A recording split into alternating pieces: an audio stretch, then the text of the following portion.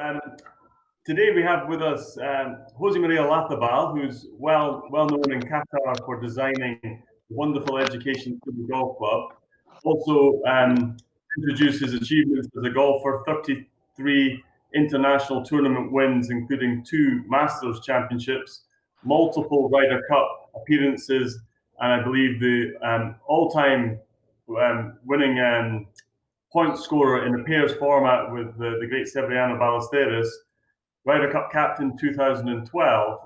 So great to have you here with us today, Jose. And may I just start and talk a little bit about your playing career, and then we'll go on to golf course design and the work you did for us here in Qatar, because many of our members have put forward some questions for you as well. But your playing career started very early on. I believe you're the only person to ever have won the British Boys, British Youths, and British Amateur Championships, which is a tremendous achievement. So, a strong pedigree when you turned pro, and you quickly established yourself as a winner on the European Tour. But for me, remembering back, growing up watching you win all these tournaments, was the World Series event at Firestone in 1990, where you I think shot 61 and 367s around Firestone, which is probably the toughest course on tour, and blew the field away by 12 shots. That must have given you just a huge confidence boost.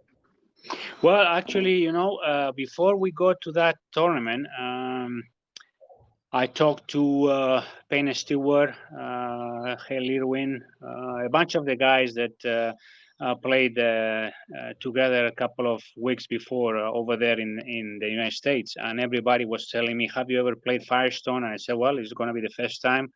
I really don't know the course." And everybody said, "You're going to like it. It's a traditional golf course, 3-line, really tough, small greens, very fast, and the winning score is always very, very high. I mean, it's just barely under par."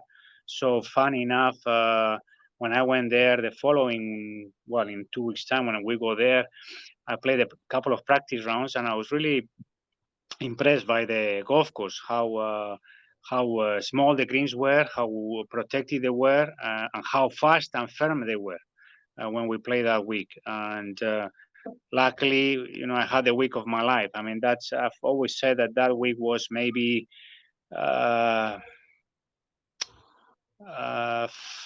for 4 days the best tournament I played in my career.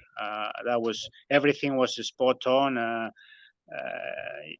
I came from the international, where we played the Castle Pines, and I wasn't hitting the driver all that well because of the altitude. So I changed a couple of things, and everything went spot on that week. I putted really well, and I drove the ball well, especially on that golf course that is so much needed.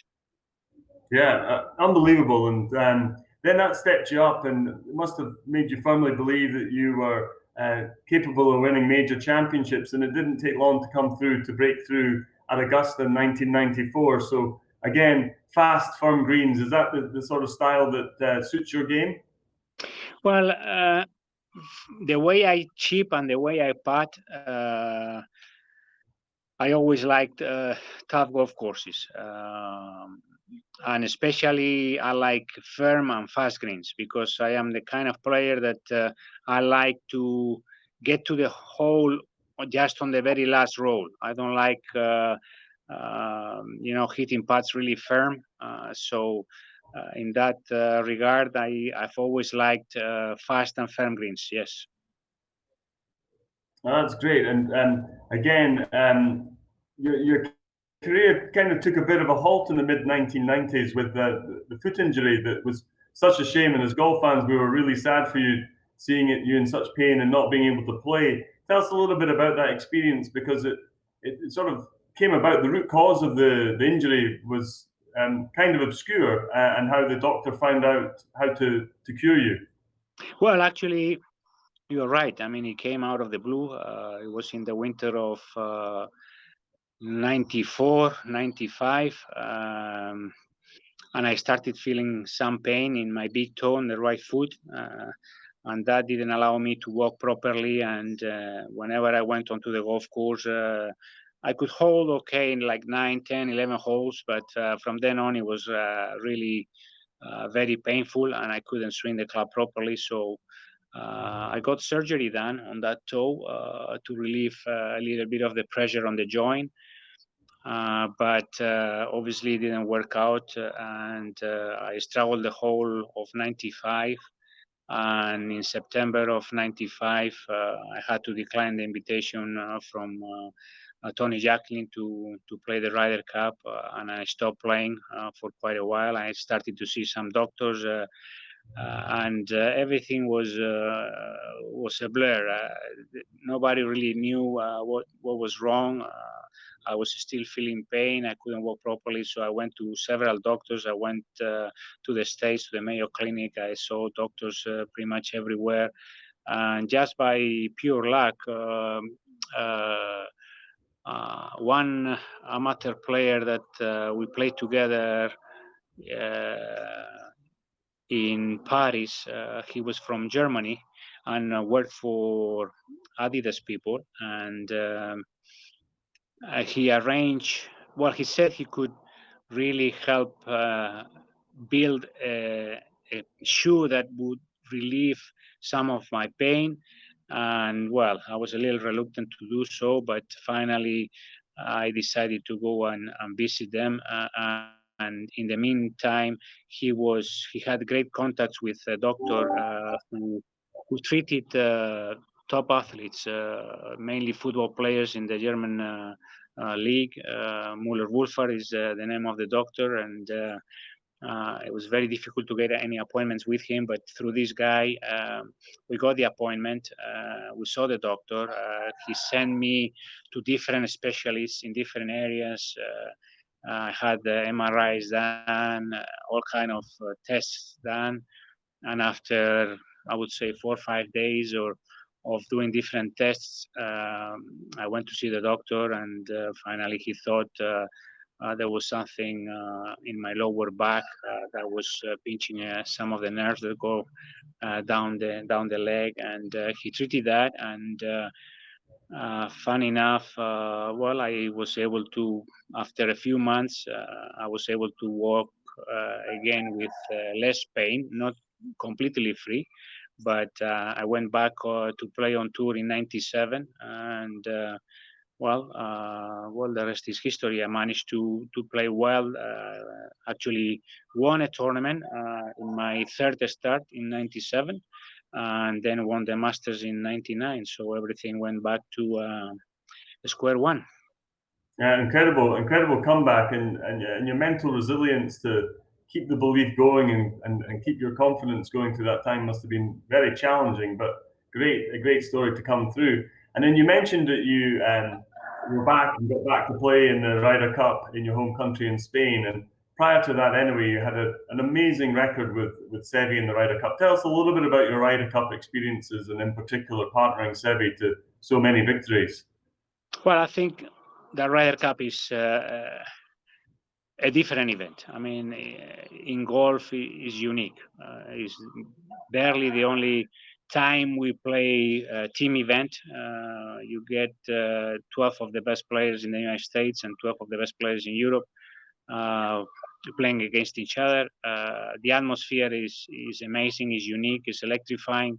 My first experience was in 87 at Muirfield Village, and I was really mesmerized by the amount of people, how loud the crowds were, the atmosphere within the team, and I've always said that any player should have the privilege to be part of an event like that. And on top of that, obviously, I was paired with Seve from the very beginning. I think Tony Jacklin didn't know what to do with me. I was just a 21-year-old boy just playing the Ryder Cup in the United States. So Seve, I think, approached Tony and said, well, Tony, don't you worry. Just put me with Ollie, and I will take care of that. And it was fantastic To have played so many times with Sevi together alongside him at the Ryder Cup. I've always said that that has been the best, as you said, the best seat in the house.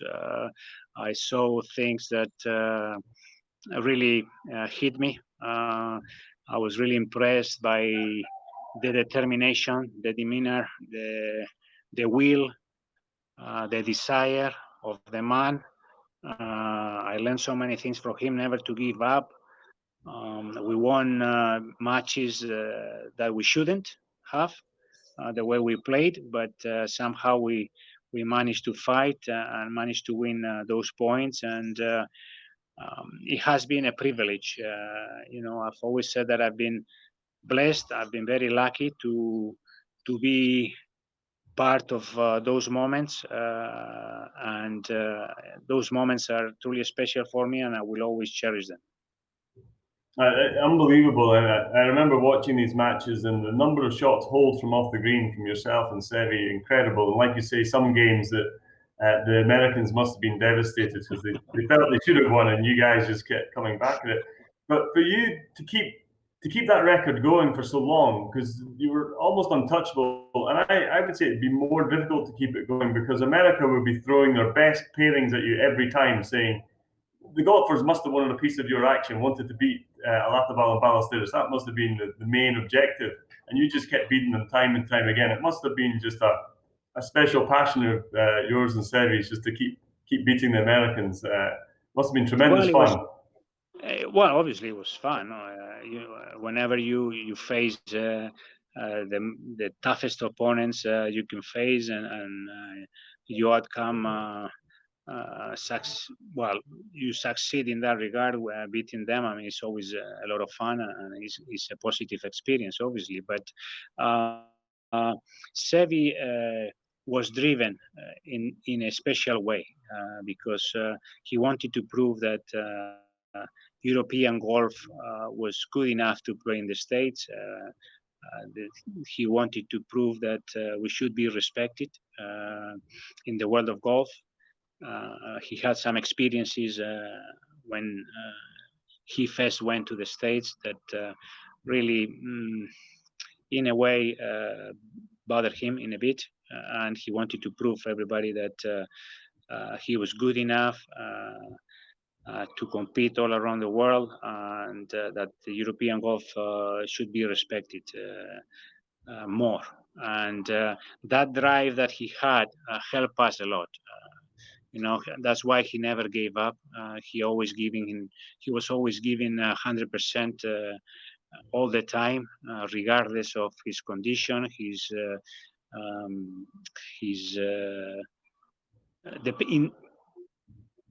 regardless of the level of his game. During that week, he was always able to overcome any discomfort in his game. He would always hit bad shots, but somehow always managed to recover from those tough positions and managed to win points. I was obviously next to him most of the time, and that's why I've always said that I had the best seat in the house. I mean, it was just watching something really, really special unfold in front of you. Fantastic. And then, of course, you went on to be Ryder Cup captain and what's dubbed the Miracle at Medina. Great honour to be Ryder Cup captain, and a lot goes into being captain that not a lot of the spectators recognise, the planning and such like.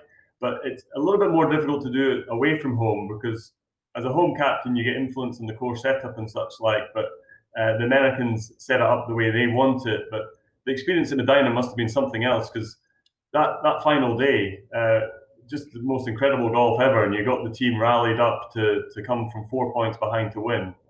What a day that was. Well, it was a special day. I've always said that was the cherry on the cake for my career. I knew I had only that shot because of the level of the players that we have in Europe that deserve to have the captaincy of the Ryder Cup. I knew it was going to be only one shot. As you said, it was going to be gonna be tough playing in the States. The week actually didn't go well for us. Not that we didn't play badly, but the thing is that the Americans, hold a lot of putts, and after 2 days we were 4 points down. Everything looked pretty much gloom and doom, and what happened on that Saturday afternoon, I think was crucial. Those last 2 matches where we managed to win those 2 matches and keep the deposit to 4 points, and the way everything happened with the amount of birdies Ian made on the last 5 holes, 5 straight birdies, and how the rest of the team was there to witness that. The way he celebrated on 18, I think it transpired to the rest of the team, and all of a sudden we were 4 points down, but we felt that the tide was changing, and everybody felt confident that we could change things on Sunday. And well, we had a wonderful evening that night. We had a little chat, and I could see the spark on everybody's eyes that night. They kept on believing. I told them just to play with no fear, to go and attack every hole, to win as many points as possible, especially in the early matches, and everything went our way. We started to make a lot of putts. We chipped in a few times. Paul, Sergio chipped in a couple of times. So everything went our way on Sunday, and finally we managed to win the Ryder Cup, which it has never been done. 4 points down, away from home. It has never been done. So all credit to the players, I have to say. I didn't hit a single shot. I was just there watching, witnessing history being unfold. And the credit goes to all the players. I mean, they did a wonderful job. As I said, they never stopped believing. And that's all credit to them. As captain, on that day, Rory McElroy got his tee time wrong, I think, and was almost late to the tee. What was that like for you, standing there looking for one of your top players, and he's still in this hotel? Well, first of all, I went there really early to check the golf course and the pin positions. And by the time I got to the clubhouse, it was just like half an hour before the first tee off. And all of a sudden, Jamie Spence, who was there, called me on the earplug saying, "Well, Ollie, we have a problem. We don't see Rory on the premises, on the driving range or the clubhouse." And I said, "Come on, Jamie, don't joke with me. I mean, this is a little too serious stuff." No, Ollie, I mean, we have serious trouble. We cannot reach Rory. We don't know where he is. And all of a sudden, I started to get worried. And like 10 minutes after that, Jamie came back to me again and said, "Okay, we just got hold of Rory. He's at the hotel, but he's jumping in a police car. We believe that he's going to be able to make the tee times." I thought it was, like a joke, but obviously it was true. And well, I waited on the putting. I went to see the first tee of time, the first tee off, and Rory was second, and I went onto the putting green, and there he shows, with one of those energy bars in the hand, with the shoes untied. Got there to the putting green. I was talking to JP. He said, "Don't you worry, he's gonna be okay." He kept on telling me that, all the time. Don't you worry, he's gonna be okay. He's gonna be okay. So he shows up there, and we look at each other. we laughed for a few seconds, and then he grabbed the putter, hit like 5-6 putts with one hand because he was eating the energy bar, and off he went. He went onto the first tee without swinging a club, and the rest is history. He pushed the tee shot right, but he managed to make a 3 on that hole, and he won his match. And it's one of those things that are hard to explain. Yeah, incredible. Yeah, it would makes you probably nervous still talking about it to wonder what could have happened if he didn't make it in time. But fantastic golf career, fantastic experiences. But then on to course design. You've been designing golf courses now for, I think, close on 20 years and done a lot of work in Spain and internationally. And of course, here in Qatar. And some of our members have asked, put forward some questions about your experiences of doing that. So first of all, just going onto a blank canvas when you came here into Qatar, we've still got photographs of you walking through just empty desert, and now this beautiful landscape piece of ground. So tell us a little bit about the process of how you came up with the routing plan, the concept of the course, and such like. Well, obviously, first of all, you have to see the property. When I first went there to see the property, I knew it was going to be tough. It was extremely flat. There was only one area where the wadi is actually, or was in the past, and still is, that is not flat, and everything was rock. I mean, it was stones and rock. There was not much more, and it was completely flat. So we knew that we had a tough task in hand, but we went back to the drawing board, and luckily enough, the works for the Football World Cup were already started, and actually we could use the material they were digging for one of the stadiums, which is next to the golf course. We could use that to create a little bit of movement around the golf course, to create some change in elevations, and not to have completely a flat golf course. So that was a positive thing. And then once you go to the drawing board, obviously in this case we try to make the best use possible of the wadi area, try to create a lake, which in the past that's what it was there. We tried also to save as much of the walls, the ancient walls that there are on the golf course. We try to use all the elements the land provides you to use them on the golf course in one way or another, no? And that was the first part of the equation, and then from then on, obviously, you start thinking about what the property wants. Obviously, sustainability was a huge element in that golf course regarding the amount of water we have to use, the type of grasses,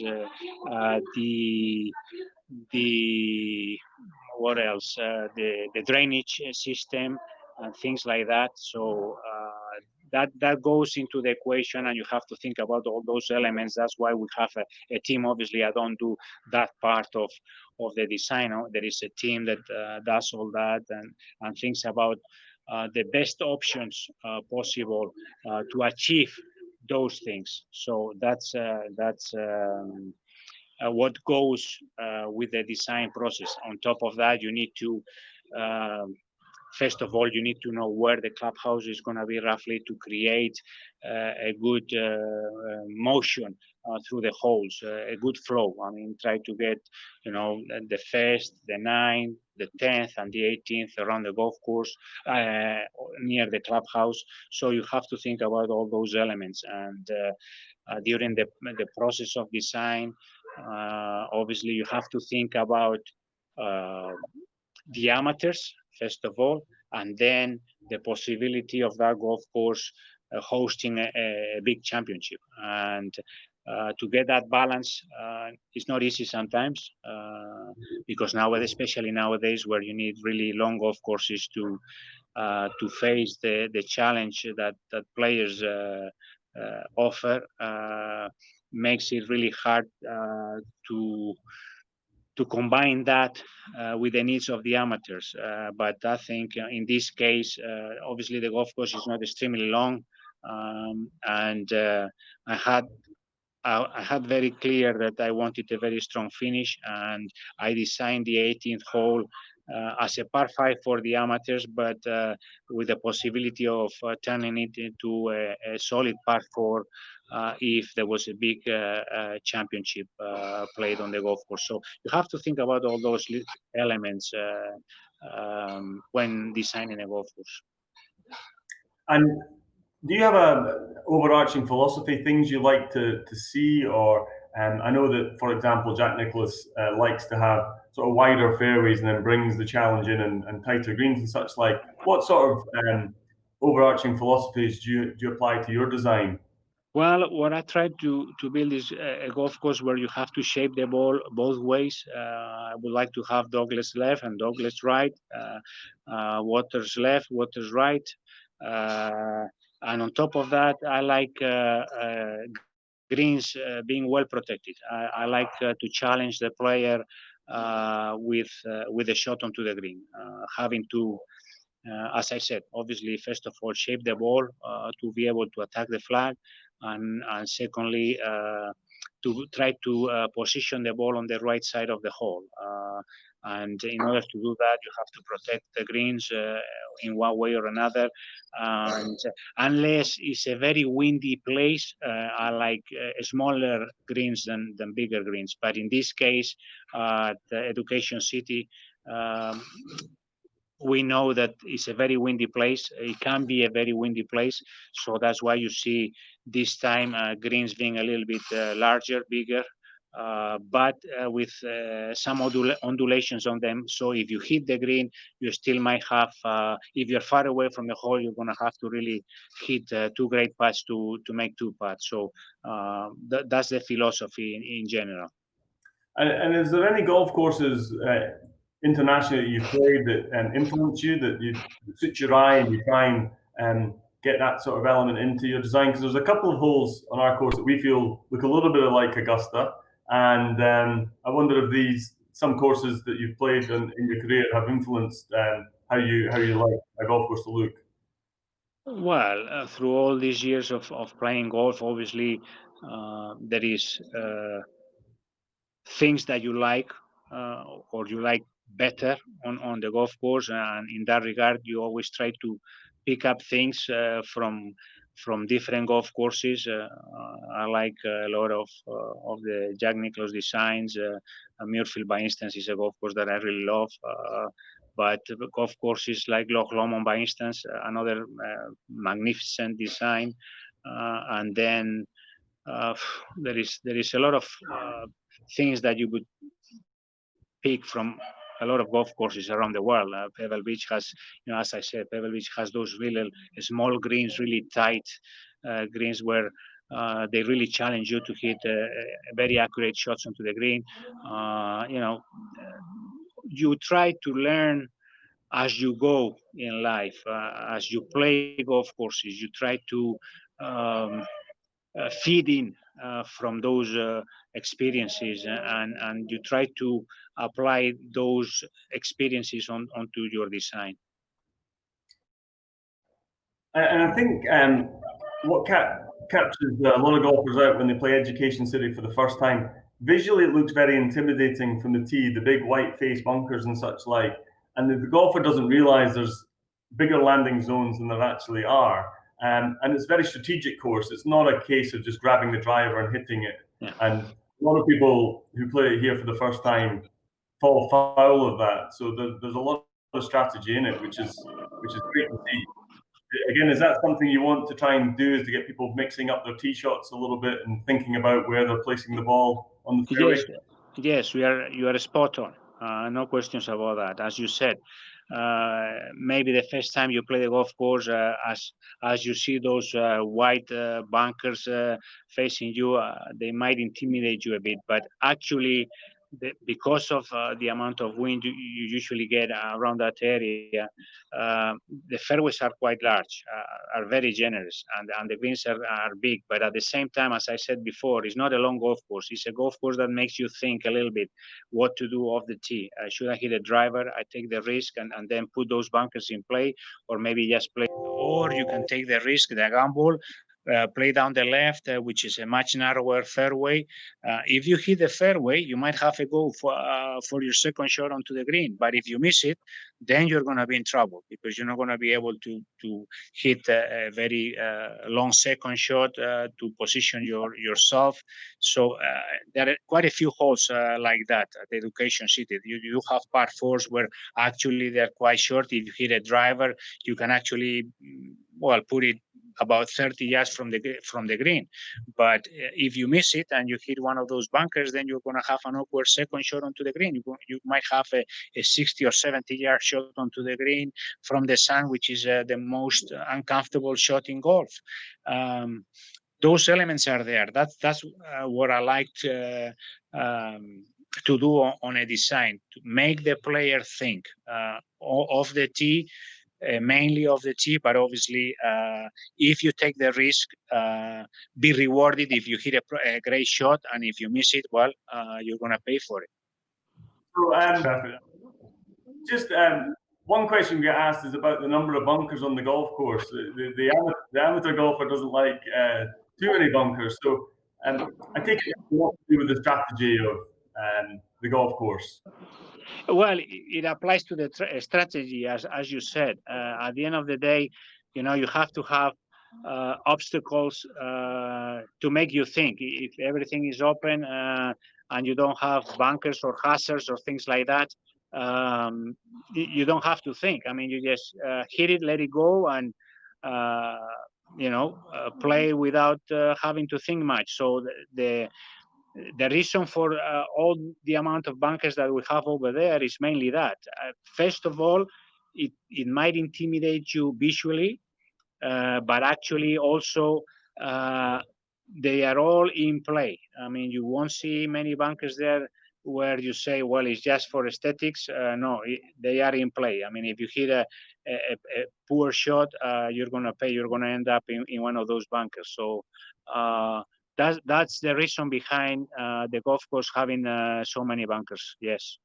Yeah, and that's testimony to what you've said, because a lot of the members who've joined the club have felt their game has improved.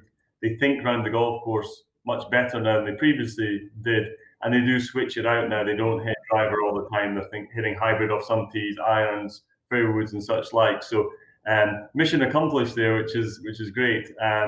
Thank you very much. And I think what you said to me earlier before we went online with this, that you were a little bit concerned the course may be too easy for the professionals, but the Commercial Bank Qatar Masters in March, the winning score I think was 13 under par. Yeah. Some great play. The tour did us proud. They played the course exactly off the length of tees that you'd set up. They played 18 as a 4 like you recommended, and the greens did the job that you'd envisaged of multiple pin positions. And we interviewed Jorge recently about his win, and his early rounds were all in the mid-60s, and then the final round was 73, and he said final day is always tougher, but the final day pins were tough. And so that must make you proud that you got that right balance for amateur play and for professional play. Yes, I was really happy when I saw the winning score around 13. Well, it was 13 under par, but I was thinking somewhere around 15 under par. I knew that the practice round, the wind was blowing pretty hard. Everybody was quite concerned about the wind blowing so hard. But, strangely enough or funny enough, during tournament play, actually the wind died down quite a lot. I mean, it was just a little breeze, which is kind of unusual that time of the year. Usually the wind blows a little bit harder. And I was a little concerned when I saw the conditions on TV with the wind being so gentle that the winning score could be quite low. But well, the golf course hold on okay, and I have to say I was really pleased to see the winning score being 13 under par in those conditions. Because on top of that, you have to add that we didn't have enough time to overseed in winter to prepare the golf course a little bit tougher regarding the rough mainly. I would have loved to see a little bit more rough around the fairways and around the greens, and that's why I was a little concerned about in those conditions if the golf course would hold on okay, and actually it did, and I was very very pleased. Yeah, that was good. And like you say, on windy days, the Pro-Am was, I think, very windy. And some of the guys are saying, God, it's tough to break 80 around here. But then first day of the tournament, the wind dropped down and the scoring was very fair and a great compliment to the golf course. Moving on in your career, you're still playing Champions Tour in the States when it Yes. resurrected, and still designing golf courses. So the future for Jose, is it a combination of the two? Yes, if everything goes to plan, that's the idea. Obviously, I am concentrating on the Champions Tour. It's a fantastic tour, I have to say. We play 3 days, good golf courses, good conditions, good facilities, and in that regard,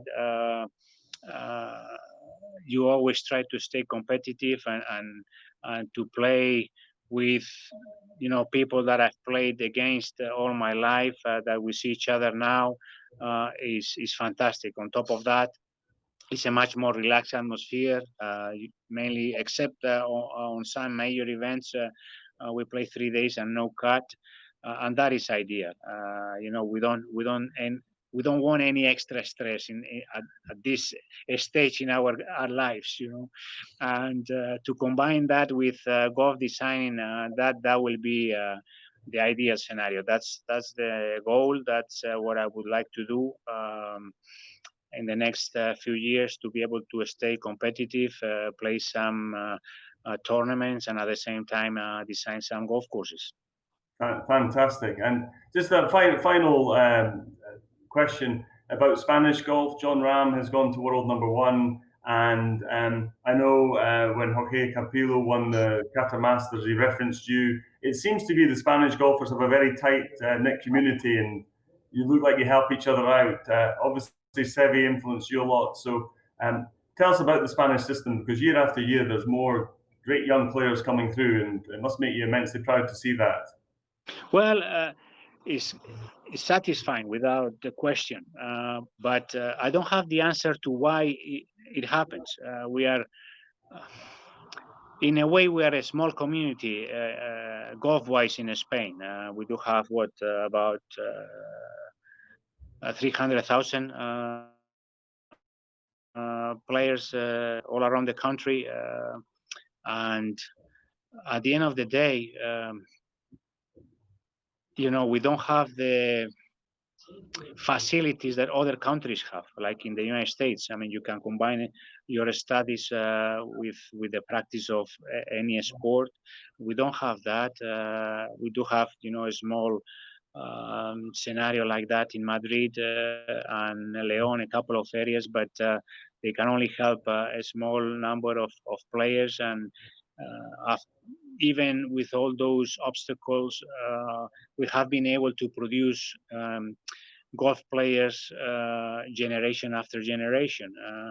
The community of golf in Spain is a very close one, because especially of the previous generations, where we had to help each other. Now things are obviously a little bit different. It's more there are more tournaments for amateurs now than they used to be in our days. The game of golf is more global now than it used to be here in Spain. Now you have all the information from around the world of tournaments and players, and these young kids know each other really well through Instagram or Twitter or whatever. And in the past, it was us.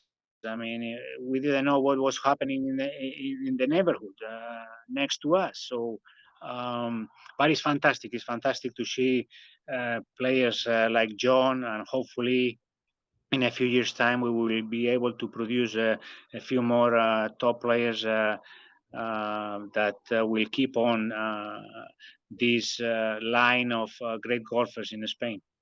That's fantastic. And there must be something in the air with the short game, because all of you, without doubt, have amazing short games, which we're all very envious of. Finally, I just got one question I ask everyone who comes onto our podcast. Any tips for the amateur golfer? We have members here, they're playing week in, week out. They want to lower their handicap. They want to shoot lower scores. What tips would you give them to help them achieve their golfing goals? Well, don't be afraid of seeking help to start with. I mean, that's very important. I see often enough, amateur players that, show up at the clubhouse, change their shoes, they go straight to the first tee, couple of swings, and there we go. And they pretend to play good golf, without practicing, without warming up. I'm surprised that nobody breaks their backs on the first tee trying to hit the driver. First go. Don't be afraid of seeking help. I think it's important nowadays. For instance, at Education City, you have magnificent facilities over there. I mean, where they can video your swing, they can give you all kind of tips over there, and try to. If you have to change anything, try to go step by step. Don't try to push things. Golf is like a marathon. It's not like a sprint. It's gonna take time. You have to be patient. Give yourself enough time and enough practice to see improvement. And if you are doing all those things, I'm pretty sure that, obviously not in a short period of time, but in a couple of months' time or so, you will see the difference. Fantastic. No, great advice. Patience is key. So thank you very much, Jose, for your time today. Look forward to seeing you back in Qatar in the future when your schedule allows. And congratulations on a magnificent piece of work here in Qatar. We're all immensely proud of it, and the golfers are really loving it. So thank you very much. Thank you very much. It's been a pleasure, and the best compliment is the one you said. I mean, if the players are happy to play my golf course and they have fun, that was the goal. So if that is so, I'm more than happy. Thank you very much. Perfect. Mission accomplished. Thanks, Jose. Take care. Take care. Bye-bye. Bye-bye.